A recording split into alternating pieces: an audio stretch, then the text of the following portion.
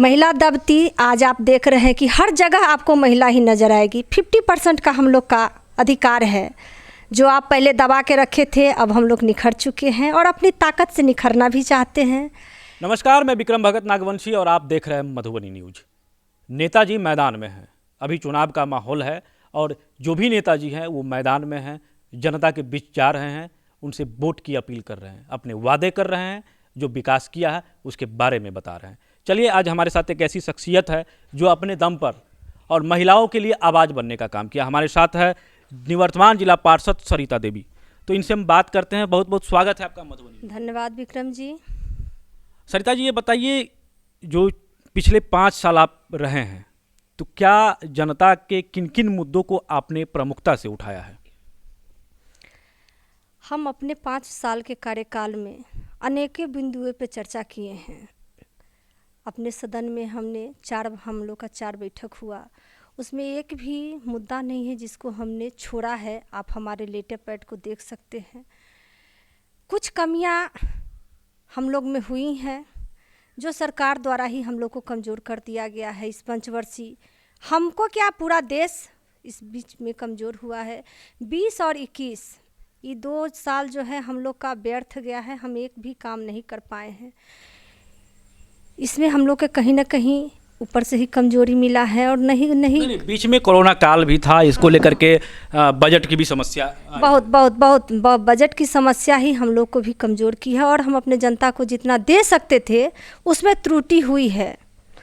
इसलिए मैं इस कमी के लिए जनता से क्षमा याचना भी मांगूंगी कि मैं नहीं कर पाई, मैं उनके इस बात पे खरी नहीं उतर पाई, समय साथ नहीं दिया। और पुनः मैं चाहती हूँ कि हमारे समाज के जितने भी हमारे ग्रामीण इलाके के क्षेत्रीय जनता हैं, उनसे मैं उम्मीद और आशा और विश्वास के साथ इसलिए वोट मांगने जाती हूँ कि 5 साल के कार्यकाल में हमने एक दिन भी घर नहीं बैठा। हमसे जो संभव हुआ करते ही चले गए। एक भी मुद्दा नहीं है, स्वास्थ्य से लेके विभाग तक के आपको बात बता दें, टोटल मुद्दा हम उठाए हैं। हम में जो नहीं था, जिला परिषद किसी से छुपा हुआ नहीं, आपसे भी छुपा नहीं है विक्रम जी कि हम लोग के पास क्या योजना आती है, सभी इस बात से वंचित है। इसमें हम लोग सक्षम अपने ताकत से होते हैं। जिसको जैसा ताकत मिलता है वैसा वो काम करता है।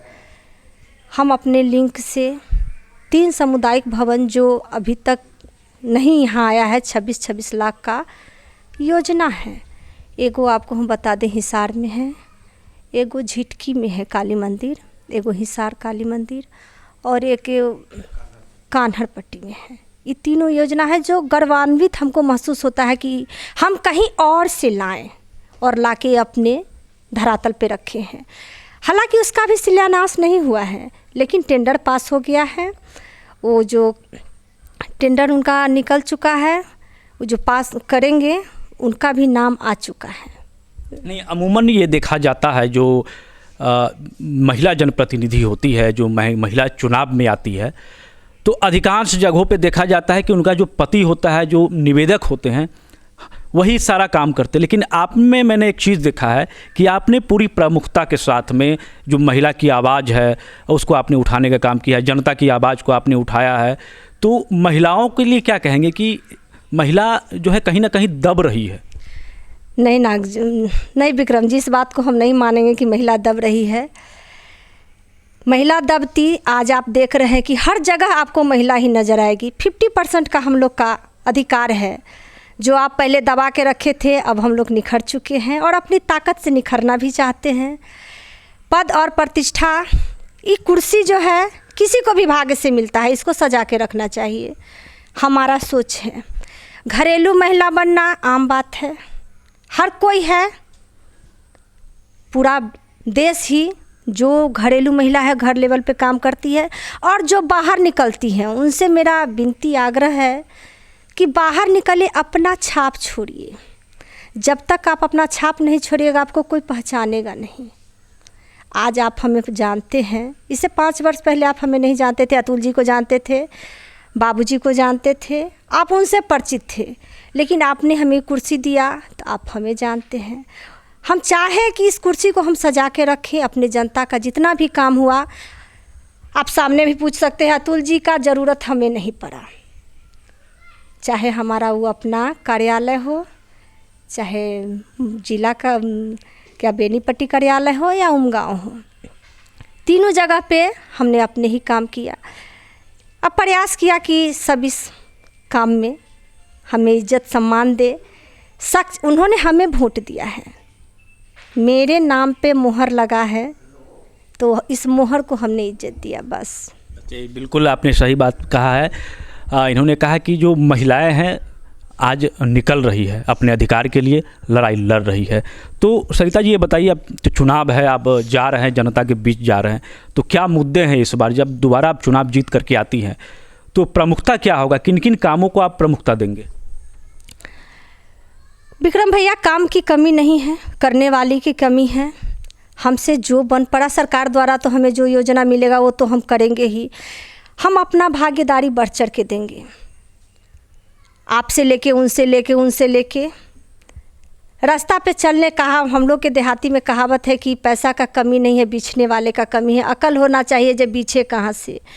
तो हम अपने तरफ से पूरा प्रयास करेंगे कि हम इसको बीछे कहाँ से ला के हम अपने घर में रखें। बस यही कामना करेंगे हम सबसे, और ये हम करके दिखाएंगे। और आगे किए हैं, हमको 3 साल मौका मिला है, सभी कोई जानते हैं। 16, 17, 18, 16 तो बीत गया, सब कोई जानते हैं। 17, 18, 19 2 साल हम लोग बैठे हैं, आप भी बैठे हैं, पता है आपको। तो आगे के क्रम में उसी सोच में हम आगे आएंगे। निश्चित रूप से जो आपने विकास का काम किया है वो जनता बखूबी जान रही है इस बात को, और आपने अपनी बात को भी प्रमुखता से रखा। जनता अभी आपको देख रही है। तो बस कुछ व्यक्तिगत बात पे हम आएंगे कि आप राजनीति में आए, कैसे आपको प्रेरणा मिला और कैसे और कहाँ से शुरुआत हुई? हमारा शादी इस परिवार में 98 में हुआ। हम यहाँ आए, हमारे बाबूजी पूजनीय राम सेवक ठाकुर जी जो विधानसभा के दावेदारी में थे, उनको हम देखे, उनसे हमें प्रेरणा मिली कि राजनीति करना चाहिए।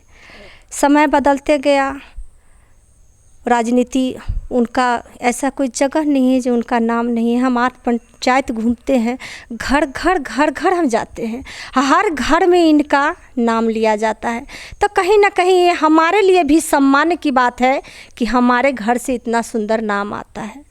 वो बहुत पूजनीय हैं हम लोगों के लिए। उन्हीं के नेतृत्व में हम चुनाव भी जिला परिषद का लड़े, और पुनः उनके नेतृत्व में ही हम चुनाव लड़ेंगे। बिल्कुल, निश्चित रूप से। और लास्ट में आप जनता से क्या कुछ अपील करना चाहेंगे? अपील आप कर सकते हैं। मैं अपने हरलाखी के तमाम जनता से सिर्फ इतना ही अपील करूंगी कि उन्होंने हमें मौका दिया, उस मौका में हम जितना हमारे पास सोच है, जितना हमारे पास क्षमता है, जितना हमारे पास अक्ल है, उसमें हम खड़े उतरे हैं अपनी सोच से। अब जनता की सोच क्या होगी तो रिजल्ट के बाद ही हम बताएंगे।